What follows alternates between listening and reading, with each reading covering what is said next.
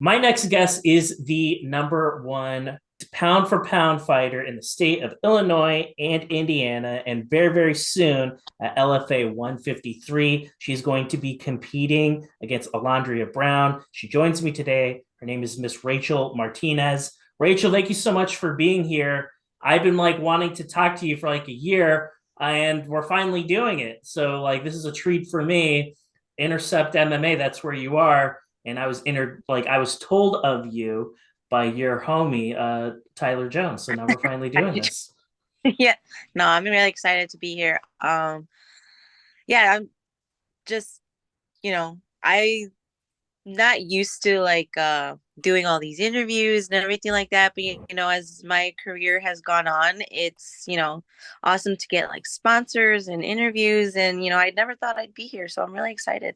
Well, I'm excited to talk to you, and I have to tell you, looking at your background, just the things that are going on in your life, like I felt like even though this is the first time I'm talking to you, I felt like there's a lot that you had going on in your life that I identified with. So I'm married, I have two kids, and when I interview fighters like you, like it takes up an insane amount of my time, and I couldn't do all of the things that I do unless my wife like really like supported me in this dream and like really helped me like just with all the things. I won't bore everyone to death, but like she helps me a lot in order for me to do what it is that I do. And I have to ask you, I know that you're a wife, I know that you're a parent as well, and I wanted to like stop there because you're also like a fighter and you're a prize fighter and you're fighting at a very, very high level. And I wanted to ask, like, there's a lot that goes into just MMA. Like, how the heck are you doing all of this? I wake up every morning. It starts with being a mom, making sure my sons and daughters like ready for their day. My son has wrestling practice. He's got, started playing the violin this year, student council. He's got so many things and I love that he wants to be involved in all these things, but that's also me having to schedule everything around it. So like sometimes I will have to miss practice or training so he can, go do these things because I don't want to hold him back. I don't want that. Like I will feel a lot of guilt, but I do always find ways around it. I will go to the gym and go get a lift, strength and conditioning, all that stuff. But it all comes with, my husband is a very big supporter in everything I do. Everything we do is like 50-50, except for like, when someone's in fight camp, me, he'll pick up the slack. He'll take my son to practices and everything so that I can, do what I need to do to prepare for my fight. And it's vice versa when, if he's fighting, then I pick up the slack. So it's just awesome to have someone that also fights because I feel that a lot of people in like if there's just one fighter, it's very hard for the other person to understand like the amount of time and effort and sacrifice that goes into it. But when we both do it, like there's just no excuse. Like we understand like to the fullest, like you got to be here, you got to eat this, you got to do that. Like it's just you have to make sure you like mark all those boxes off. So Do you corner each I'm just other? lucky that I have that. Say that again? Do you corner each other? Yeah. So like at first I didn't corner him because I feel like that I would get too excited in the corner. And but he's always cornered me. And I can always hear him. He knows my style. He knows what I like to do. The wrestling, sometimes I think in one of my fights, it was for TFC against Paris. Mhm. I was fighting for a belt. And then like she threw a kick and I blocked it and he was just like, "There's your takedown." And I was like, "Oh yeah." So the next time she kicked, I caught it and I took her down. So like him and like my coaches in the corner, I feel that I do really good at listening. Mhm. I can hear them very clear, so it's just nice, you forget little details sometimes when you're in the cage. And he's a very big reminder of like I tell him what to like remind me on. So like we know Mhm. um how we do with each other. And the last two fights I cornered him and that was a lot of fun. The last one was like the most fun I've had cornering him because I felt that we're like even though it was a loss, he was it was the most he's ever listened and the best he's ever listened. So it's nice seeing him progress and stuff like that. So yeah, it's fun being able to corner each other because we know what we like to do, or we know like the little reminders that we need. So yeah, it's just like a good connection that we have doing that. And good for you, for both of you for being a good team and like supporting each other and doing something that's so incredibly difficult to do. It's like you have kids, then all of a sudden it's like, oh, well, that put a fork in all the things that I aspire to do in my life. So if like, if you had dreams of like being an artist or being a musician or being a fighter or whatever it is, it doesn't matter what it is. It's like all of a sudden it's like, I can't pursue that anymore because I don't have time. And for you Yeah. to continue to like pursue your dream in martial arts for both of you, and or like you're both on that path still, you're still doing this because you love it, and you're not letting like having kids and being married and all the other things that Yeah, we don't entails let that stop stop you. us. No, if anything, it's more of a motivation. We show our kids like if you work hard for what you want, you can also have all these other things. You can be these other things. Nothing can hold you back. Like I feel like we do really good at showing them the example. There's our struggles and stuff like that, but we always work through it, and we just have such a good, team. My husband and I that like it. There's nothing that we can't overcome. So I'm in a good place physically, mentally. I feel great. So the Well, fighting part is the fun part. yeah, absolutely. I think it's so cool that you're a mom and also a fighter. There are a few that I know, and we add you to the mix. I think that is really amazing. I wanted to pause a little bit and talk about you specifically. In doing these podcasts, I don't think people really understand the amount of like time and like homework you have to do in order to do these well. So hopefully people think I do my job well. But when I look at you, your striking, of course, definitely stands out. You're very, very fast. Your kicks, in particular, are really, really good.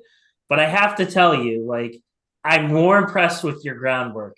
I feel like when you're able to like get the fight on the ground, you catch kicks really well. You have a really good trip. But when you get these fights on the ground, that is where you really like take things up to a different level. I don't know if that's intentional. I don't know if you even come from a BJJ background or wrestling background, or you're more of a striker, but it's the groundwork. Like you're so strong, and when you have top control on some of these girls, like they're in a lot of trouble. I feel like you're able to posture up and just do a lot of damage, and that is one of the things that really stands out to me when I think about you. I'm just like, oh wow, like you think you're in like a gunfight with her, then all of a sudden she catches your leg and you go for a ride. That's a really interesting observation. So I had to ask, can you tell me a little bit about your martial arts background? Like, what is it that you like primarily started doing, and then like what have you kind of like evolved into? Uh, I think I have some idea of the answer, but I'd love to hear it from you. Yeah, so I actually started Taekwondo when I was like 10. I did that till I was like 17, 18 years old, I want to say. I did a lot of like Taekwondo tournaments and so striking was where I originally started with. And then then I became like a mom. So I kind of Mm-hmm. like put that in the back corner.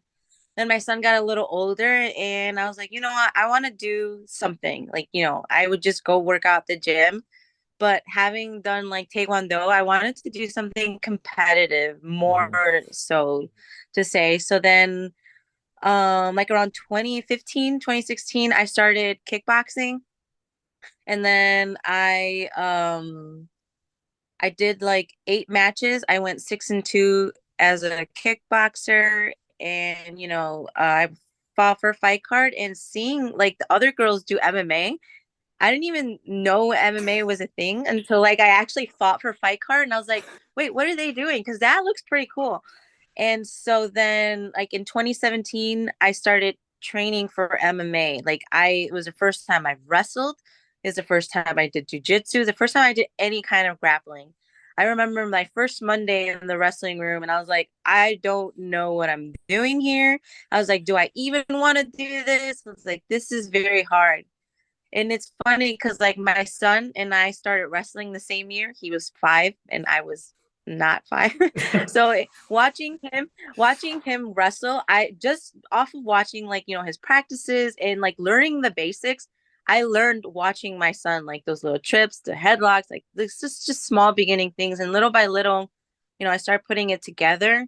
And it wasn't until my first MMA fight, I lost split decision, and I was fighting against my now teammate Alyssa, and in the fight, I don't you'll no one I don't think anyone knows, but like when she punched me, she actually poked my eye, and so like my contact flew out, and I was like.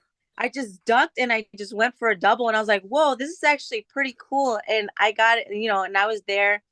I fought the armbar and everything like that. And, we ended up like just banging it out for the next 2 rounds. And then all my fights after that, I think I've probably taken out every person I've fought.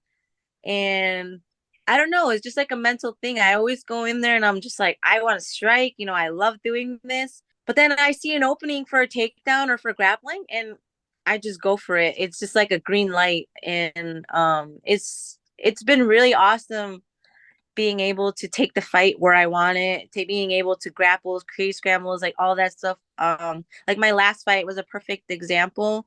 I went in there and I was like, I'm gonna strike. I can outstrike this girl. And then there was like a little like scuttle where I lost my balance. You could see me give her a nod, and I'm just like, I'm gonna take you down because I didn't I got frustrated with the striking. So I was like, I'm just gonna take you where you can't run away or I can't miss these punches. And yeah, when I'm just there, it just becomes like mean. Like, I don't know what it is. I've never been a mean person. I've always been like super nice. And so but when I'm in there, it's just like I'm like covering over the mouth, throwing these like, just trying to finish. And it just I don't know, it's like a little switch. I can't explain it. And it's just being in there because You flip the yeah, switch, you go into kill it's mode. very cool.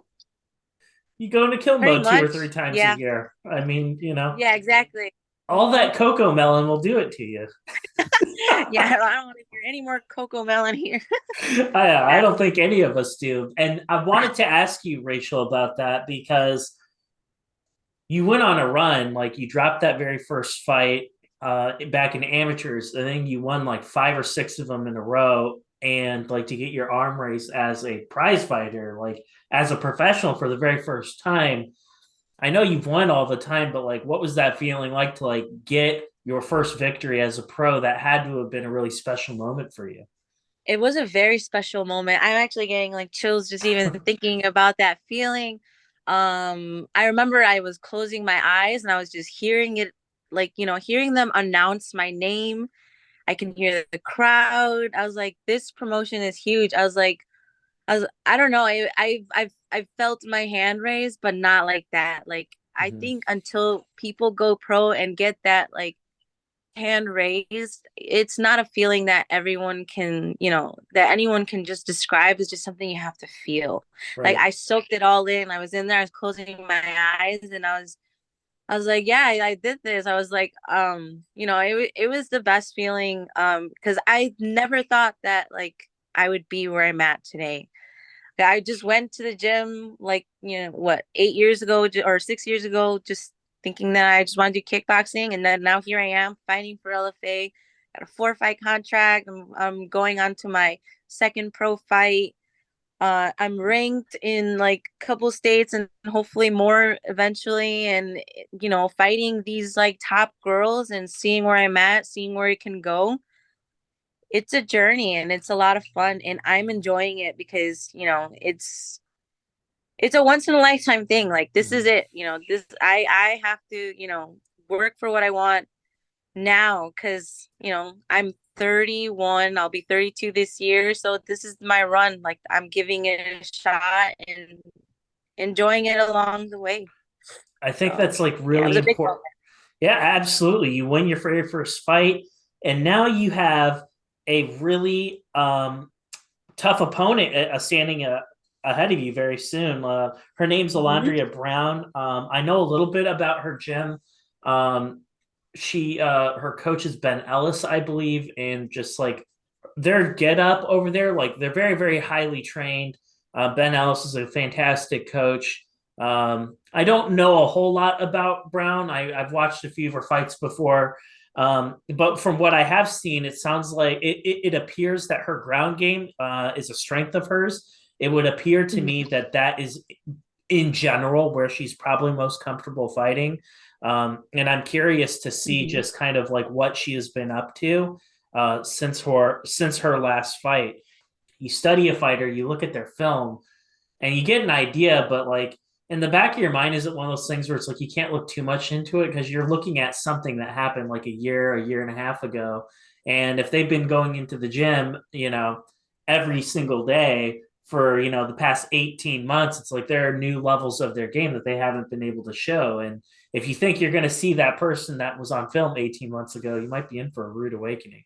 No, I don't get too stuck. I'll watch. Sometimes I'll watch, sometimes I don't watch. I'll let my husband and I'll let my coaches, I'll let them watch and tell me like what they saw as a weakness. And then I never get too stuck on that because I feel like if a fighter, sometimes a game plan can change mid-fight. Mm-hmm. Sometimes the game plan will change after the first round, after the second round. You can't not get stuck on, what they're good or not good. I have to focus on what I'm like. I want to make it my fight. I want to take her, into my deep waters. Like Mm-hmm. I have to strengthen what I'm weak at. And, I don't focus too much on that. I don't want to get lost in all that chaos trying to like, study anyone too much Mm-hmm. because everyone's always evolving. I know I'm evolving as a fighter, and especially at the pro level, everybody also should be evolving as well. So I always work on what I'm weak at, and it's going to be fun fighting someone that also like loves to grapple. I love to wrestle, I love the jiu-jitsu, I love to create scrambles. And so it's going to be very exciting to, fight someone that's also their strength. And yeah, so if it goes there, like we'll see, maybe we'll decide to bang it out for 3 rounds and just keep it standing or something. You never know. But you just have to be, strong at try to get comfortable in, situations that you're not used to and that you're weak or that you don't like, don't understand. Just getting comfortable in all those situations. This is a girl that you've been trying to fight for about a year. Two different Hmm. times the fight's fallen through. Hmm. Was there like I believe she got hurt for one of them and had to pull out? Is that what ended up happening? Yeah, I think she like hurt her wrist or something like that. I don't remember the last.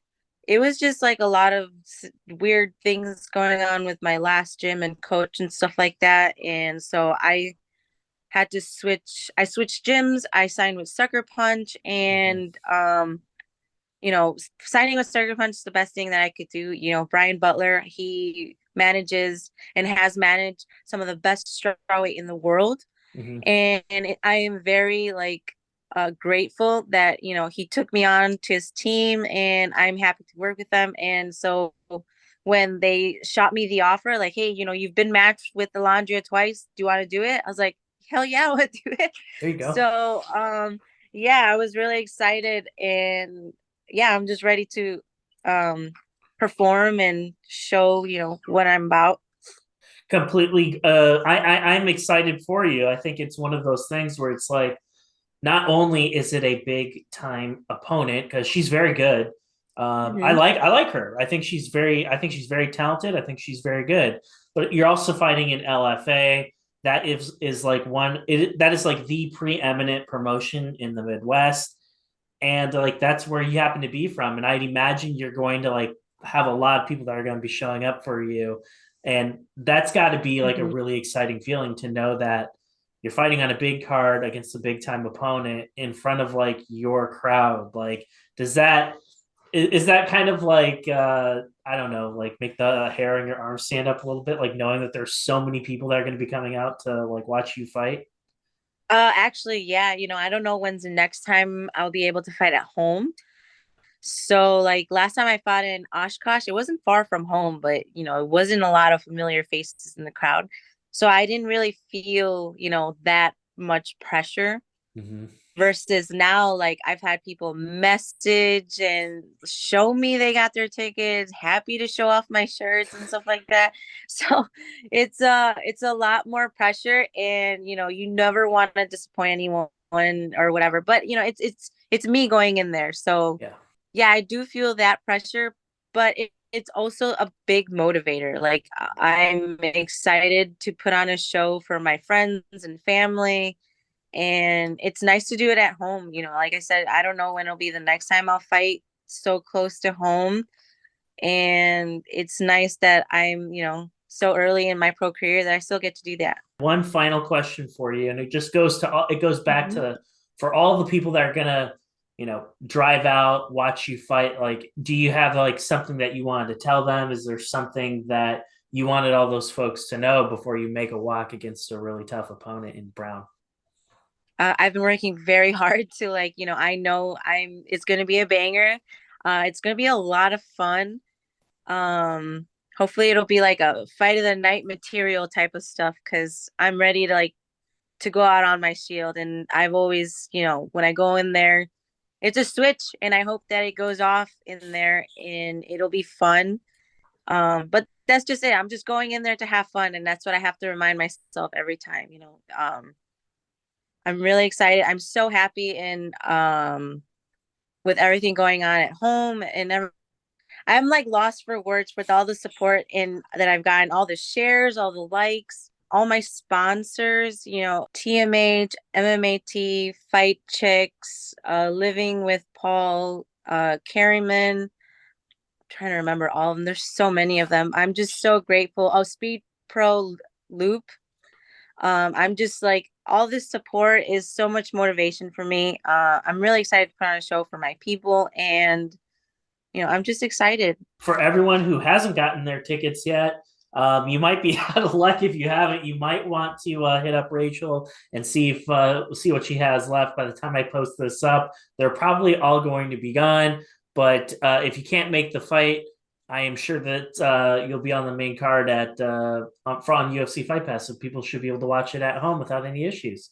I have hard tickets, or DM me for the link. Hopefully there's some, because there's a lot of, not only me, but there's a lot of awesome, people that I've trained with, and it's going to be an awesome card and a very good card. There's a lot of other fighters from Chicago, and it's just like, not, it's just going to be a lot of exciting fights. So you don't want to miss it. Rachel, thank you so much for being here with me today. Good luck on your fight, and we will have you back very, very soon.